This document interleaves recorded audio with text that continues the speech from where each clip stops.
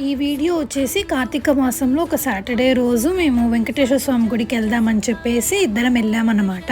Correct గా మేము వెళ్ళిన టైంకే హారతి ఇస్తున్నారు. సుమారు ఒక ½ ఏమో హారతి ఇచ్చారనమాట. చాలా బాగా అనిపించింది ఆ రోజు మాకు. హారతి ఇచ్చే టైంలో గుడి లోపలికి ఎవరికి పిలుచుకోకుండా బయటే నిలబెట్టేశారు. ఇంకా హారతి ఇచ్చాక దాన్ని పక్కన పెట్టేశారనమాట. మేము వెళ్ళి కళ్ళకద్దుకున్నాము.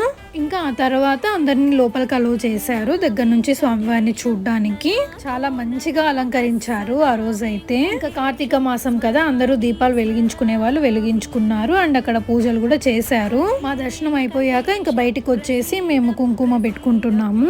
సో ఇంకా ప్రసాదం పెట్టించుకుందాం అని చెప్పేసి క్యూలో నిలబడ్డామన్నమాట.